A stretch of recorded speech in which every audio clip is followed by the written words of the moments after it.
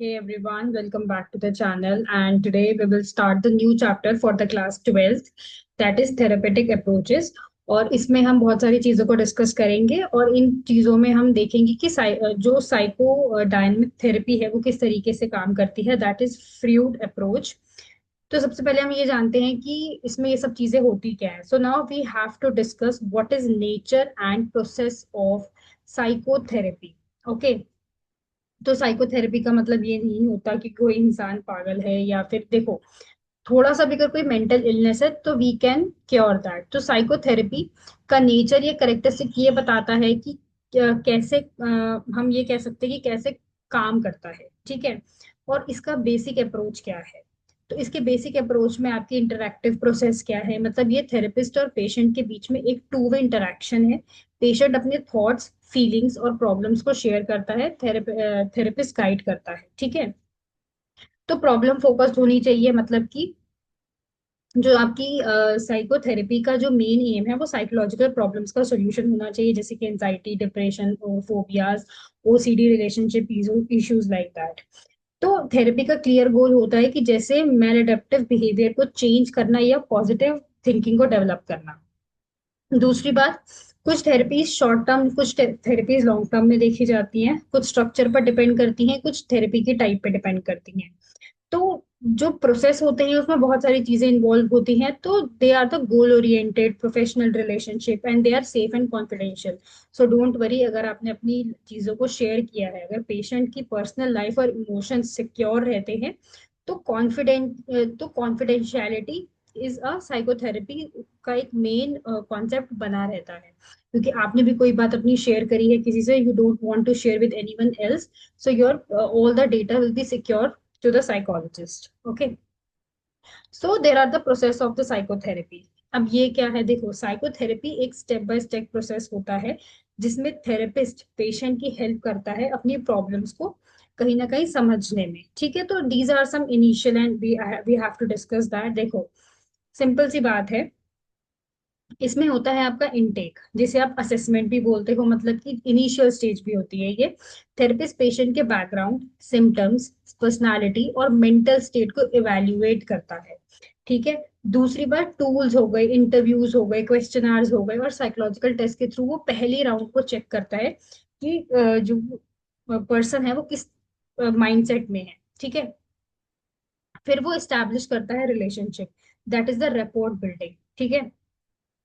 वो trust develop करना बहुत इंपॉर्टेंट है। थेरेपी एम्पैथी और अंडरस्टैंडिंग को दिखाता है। Where we talk about the setting goals, therapist और जो पेशेंट है वो थेरेपी गोल्स डिसाइड करते हैं, जैसे कि स्ट्रेस को रिड्यूस करना, डिप्रेशन को ट्रीट करना और मेलेडेप्टिव हैबिट्स को चेंज करना। वहीं अगर मैं इंटरवेंशन और थेरेपी टेक्निक्स के बारे में बात करूं, तो थेरेपिस्ट जो जो थेरेपिस्ट होते हैं वो अप्रोप्रिएट टेक्निक्स का यूज करते हैं, ठीक है। साइको एनालिसिस कर लिया, बिहेवियर थेरेपी देख ली, सीबीटी देख लिया, या फिर ह्यूमनिस्टिक थेरेपी के ऊपर बात कर ली। तो ये प्रोसेस पेशेंट के सिम्टम्स और प्रॉब्लम्स के टाइप पर डिपेंड करता है कि व्हाट आर द टाइप्स। दूसरी बात, monitoring and evaluation, therapy progress को रेगुलरली मॉनिटर किया जाता है, ठीक है। थेरेपिस्ट फीडबैक लेता है और टेक्निक्स मॉडिफाई करता है अगर जरूरत हो तो, ठीक है। वहीं पे टर्मिनेशन की बात भी आती है, ठीक है। टर्मिनेशन की बात क्या आती है, मतलब कि वो ये देखता है कि जो थेरेपी गोल्स अचीव हो जाते हैं तो सेशन एंड हो जाता है, या पेशेंट को कोपिंग स्किल्स और इलैप्स, मतलब रिलैप्स प्रिवेंशन टेक्निक भी सिखाई जाती है कि अगर आपको कुछ ऐसा महसूस हो तो आप कर सकते हो। दैट इज अ थ्योरेपेटिक रिलेशनशिप, ठीक है। वहीं इसके कुछ की रिलेशनशिप भी होते हैं। Okay, so there are some key relationships as well, जहाँ पे आपकी ट्रस्ट बनाया जाता है, आपकी कॉन्फिडेंशियलिटी को मेंटेन करके रखा जाता है कि भाई आपकी चीजें बाहर ना जाएं, ठीक है। सबसे इंपॉर्टेंट है कि भाई थेरेपिस्ट चीजों को बाहर ना भेजे, किसी और के साथ शेयर ना करे। दूसरी बात, सेल्फ अवेयरनेस और सेल्फ एक्सेप्टेंस डेवलप की जाए। और specially child therapy, adolescent therapy या फिर मार्शल थेरेपी में फैमिली का रोल बहुत इंपॉर्टेंट है।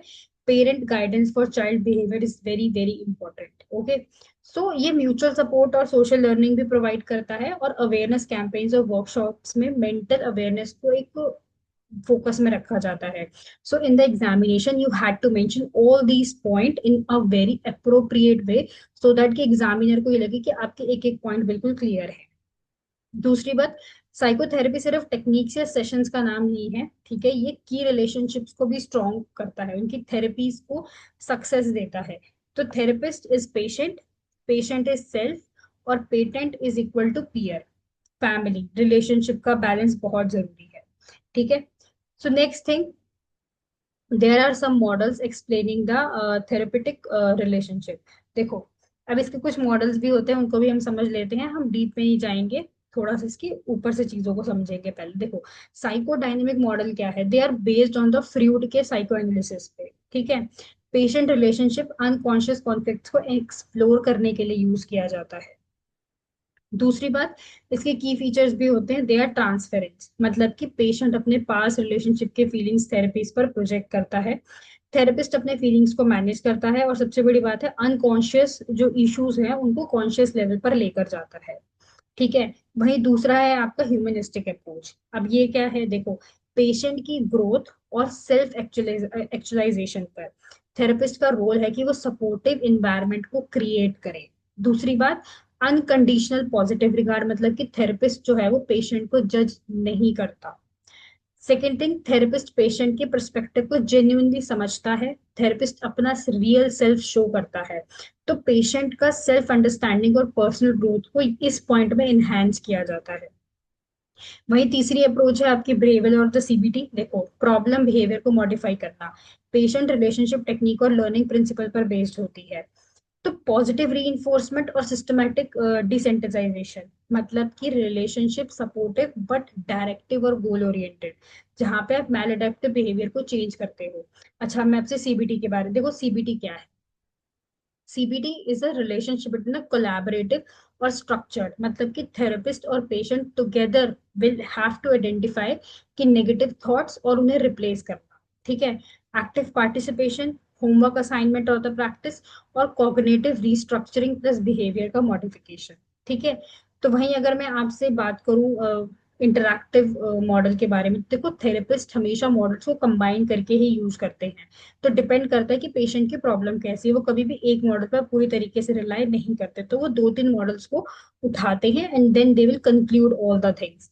वहीं पे अगर मैं बात करूं आपसे, रिलेशनशिप हमेशा फ्लेक्सिबल होते हैं, पेशेंट की नीड्स और सिचुएशंस के अकॉर्डिंग एडजस्ट किए जाते हैं, ठीक है। तो most effective therapeutic outcome achieve करने के लिए हमें ये सब चीजें करनी पड़ती हैं। तो इसके कुछ फैक्टर्स भी हैं, जैसे कि थेरेपिस्ट की क्वालिटीज, ठीक है, क्लाइंट किस तरीके से गोल्स को अचीव कर रहा है और इम्पोर्टेंट क्यों है। देखो, ये इमोशनल सपोर्ट भी देता है। दूसरी बात, ये इनकरेज करता है क्लाइंट को कि वो बिना जजमेंट के अपनी चीजों को खोल के रख सके, और एक इफेक्टिवनेस क्रिएट करता है, जिससे क्या होता है, हमारा इमोशनल एक्सपीरियंस और क्लियर होता जाता है, और धीरे धीरे चीजें बैलेंस अप्रोच में आती हैं। तो it is very important when you went to the therapist और the counsellor, you have to tell each and everything to them so that your brain will be in a relaxing manner, ठीक है। So this is all about the today's session, and in the next session we will discuss more topics from this chapter so that we will cover as soon as possible. Okay, so bye everyone, have a nice day. So do subscribe the channel for the upcoming update.